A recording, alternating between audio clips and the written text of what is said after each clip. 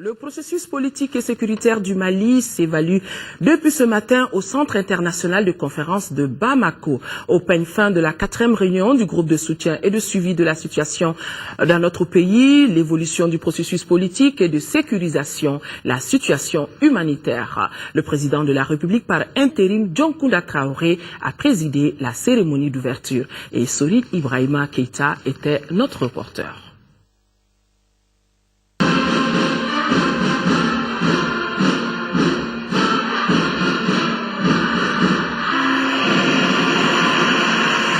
Nous sommes aujourd'hui ici pour célébrer la renaissance du Mali éternel.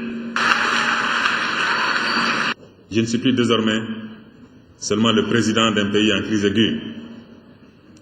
Je suis devenu, grâce à vous, grâce à Dieu et grâce à notre peuple, le président d'un pays qui aperçoit le bout du tunnel et les reflets de la lumière qu'il avait fui dans un moment d'égarement inhérent à la marche des nations. Que d'eau a donc coulé sous les ponts du Djoliba depuis l'éclatement de la double crise politico-sécuritaire au Mali, surtout depuis l'invasion des 2/3 du Mali. La divergence était telle que les acteurs ne se parlaient que par médiateurs interposés. Et arrive l'action salutaire du 11 janvier 2013. Suite alors un dégel sur le terrain militaire accompagné des initiatives de Ouaga à Bruxelles en passant par Addis, Abidjan, Abuja entre autres. Au regard de ce parcours très positif, la rencontre d'aujourd'hui devra faire le point de la mise en œuvre de la MISMA, des contributions financières, de la situation humanitaire ainsi que du processus de préparation des élections prévues au mois de juillet. Aujourd'hui, à l'heure du bilan, force est de constater que les avancées sont fort remarquables et traduisent de façon éloquente la volonté politique des autorités de la transition de mettre en œuvre les décisions de la 42e session ordinaire de la conférence des chefs d'État et de gouvernement de la CEDEAO, ainsi que les recommandations de la 3e réunion de notre groupe de contact et de suivi à Bruxelles. Un autre rendez-vous pointe à l'horizon. Il s'agit de la rencontre prévue en mai à Bruxelles.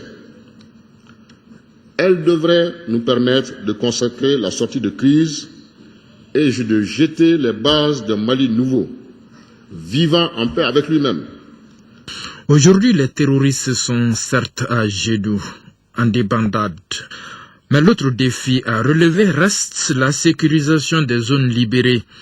C'est vrai que la MISMA a déjà déployé sur le terrain 6300 de ses 9620 soldats prépositionnés. Cependant, la mue en une force onusienne s'avère une nécessité et cela s'appelle consolider les acquis pour éviter l'enlisement.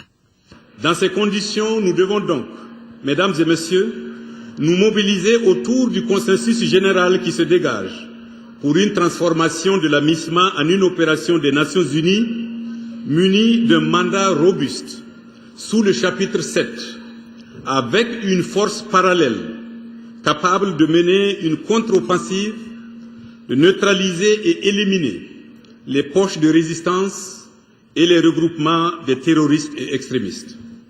La situation ambiguë qui semble prévaloir dans la région de Kidal, avec les exigences persistantes du MNLA, devrait nous interpeller.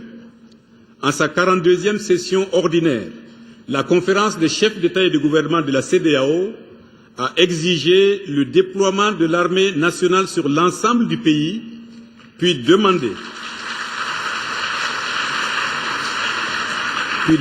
en conséquence le désarmement de tous les groupes armés. La conférence a précisé davantage que la renonciation à la violence et à tout projet sécessionniste constituait des conditions minimales pour tout engagement dans le processus de dialogue inclusif. La stratégie intégrée des Nations Unies pour le Sahel est en cours de finalisation et nous espérons qu'elle servira d'outil pour s'attaquer ascertaine des causes du conflit au Mali et dans le Sahel. Le Mali est presque entièrement libéré. Il doit être sécurisé. Il doit retrouver sa stabilité. Pendant cette transition, nous ferons avec votre aide à tous tout ce que nous pourrons pour que la situation redevienne normale et le plus rapidement possible. Nous savons que pour certains aspects, ce sera un processus long et que c'est un régime élu qui refera du Mali le pays tranquille et solide qu'il était. D'ores et déjà, il convient cependant de relever que l'action de la communauté internationale a permis à l'armée malienne de se remobiliser, de gagner en confiance et de monter en capacité pour remplir sa mission de gardien de l'intégrité nationale. Mais au-delà de la crise actuelle, il nous faudra aussi bâtir une armée plus républicaine, mieux adaptée aux défis sécuritaires d'un type nouveau. Le Mali aura besoin de tous ses fils, a ajouté Dioncounda Traoré, qui martèle que son gouvernement demeurera intransigeant sur les cas de violations éventuelles des droits de l'homme. Pour le dialogue inclusif, le Mali multi-ethnique et racial n'aura pas d'autre choix. Parole présidentielle. Et la commission dialogue et réconciliation devra largement y contribuer.